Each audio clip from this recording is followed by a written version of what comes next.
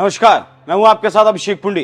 क्या दिल्ली सरकार का पूरा कैबिनेट जेल में चला जाएगा? यह सवाल दिल्ली की सियासत में बड़ी तेजी से कौंध रहा है, क्योंकि हाल ही में अरविंद केजरीवाल ने रिमांड के दौरान बताया था कि विजय नायर सीधे तौर पर अरविंद केजरीवाल को रिपोर्ट नहीं करता था, बल्कि आतिशी सिंह और सौरभ भारद्वाज को रिपोर्ट करता था। तो ऐसे में जांच की आंच इन दोनों नेताओं को भी डरा रही है। लेकिन आतिशी ने तो केजरीवाल से भी एक कदम आगे बढ़ाते हुए राघव चड्ढा और दुर्गेश पाठक का भी नाम ले लिया। तो ऐसे में सवाल यह है कि क्या चारों नेता जेल जाएंगे या फिर जांच की दिशा को बदलने के लिए चला गया ये सिर्फ एक हथकंडा है। केजरीवाल और आतिशी के बयानों के बाद आखिर कानूनी दांवपेच क्या कहते हैं, क्योंकि केजरीवाल के कहने के बाद भी ये ईडी की मर्जी है कि वो आतिशी और सौरभ भारद्वाज को गिरफ्तार करे या फिर ना करे। तो यहाँ सुप्रीम कोर्ट की एक टिप्पणी को समझना बेहद जरूरी हो जाता है, क्योंकि सुप्रीम कोर्ट ने कहा था ये कोई व्यक्तिगत मसला नहीं है। आम आदमी पार्टी को अगर पार्टी बनाया जाता है तो जिन लोगों की इसमें भूमिका होगी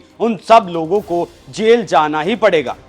लेकिन ईडी ने दावा किया कि सीएम अरविंद केजरीवाल ने कहा है कि विजय नायर जो शराब घोटाले का मुख्य आरोपी है, वो सीधे तौर पर उनको रिपोर्ट ना करके आतिशी और सौरभ भारद्वाज को रिपोर्ट करता था। तो इस बात का सीधा सा मतलब ये निकाला जा सकता है कि अरविंद केजरीवाल जिस तरह से जांच की आंच में झुलस रहे हैं वो इससे बचना चाहते हैं, और जांच से बचने के लिए आतिशी और सौरभ भारद्वाज को मोहरा बनाया जा रहा है। क्योंकि 3 अप्रैल को हाईकोर्ट में हुई सुनवाई के दौरान ईडी ने कहा कि वो आम आदमी पार्टी की कुछ संपत्तियों को भी अटैच करना चाहती है, क्योंकि जो पैसा कथित तौर पर घूस में मिला है वो किसी एक इंसान ने इस्तेमाल नहीं किया, बल्कि उसे पार्टी ने इस्तेमाल किया है। जैसे आरोप है कि गोवा के चुनाव में 45 करोड़ रुपए खर्च कर दिए गए, और अरविंद केजरीवाल इस पार्टी के संयोजक हैं, मतलब मुख्य भूमिका में हैं, तो उनकी भूमिका बेहद अहम हो जाती है। और खुद को और पार्टी को बचाने के लिए अरविंद केजरीवाल ने 2 नामों को आगे कर दिया, क्योंकि कानूनी नजरिए से अगर देखें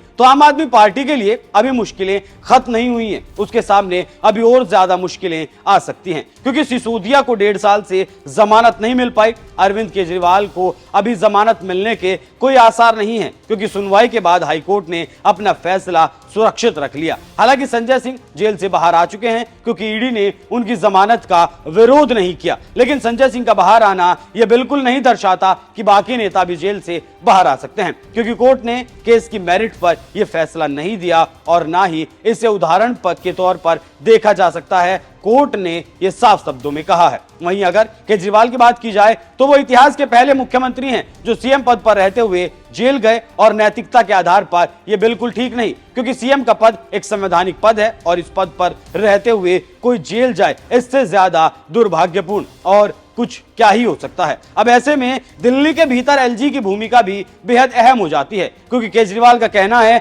कि सरकार जेल से चलेगी और एलजी का कहना है कि सरकार जेल से नहीं चलेगी। तो ऐसे में टकराव की स्थिति में क्या होता है वो भी देखने वाली बात होगी।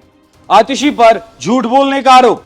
वहीं अगर सिर्फ आतिशी की बात करें तो वो एक और मामले में फंस सकती हैं। मामला है बीजेपी से ऑफर मिलने का। आतिशी ने प्रेस कॉन्फ्रेंस करके कहा था कि बीजेपी ने उन्हें बीजेपी में शामिल होने का ऑफर दिया है, लेकिन बीजेपी का कहना है कि आरोप निराधार है, और इसके लिए आतिशी सिंह को मानहानि का नोटिस भी थमा दिया गया। दरअसल आतिशी का यह बयान मात्र राजनीतिक स्टंट है, उससे ज्यादा और कुछ नहीं, क्योंकि उनके बड़े नेता तो जेल में हैं, और कार्यकर्ताओं को उलझाने के लिए, अपने नेताओं को सही दिखाने के लिए बयानबाजी जरूरी हो जाती है। जैसे उन्होंने एक प्रेस कॉन्फ्रेंस के दौरान केजरीवाल का एक लेटर पढ़कर सुनाया था। अब वो केजरीवाल का ही था या नहीं, उस मामले में भी आतिशी फंसी हैं। तो ऐसे में अगर जेल का अगला नंबर आतिशी का होता है तो कोई हैरानी की बात नहीं होनी चाहिए। वैसे भी ईडी ने इस मामले को लेकर जो चार्जशीट बनाई है वो काफी मुश्किल है, और यही वजह है कि आम आदमी पार्टी के नेता लंबे वक्त से जेल में हैं और बाहर आने का रास्ता लगातार तलाश रहे हैं। तो हो सकता है आतिशी का भी आने वाले वक्त में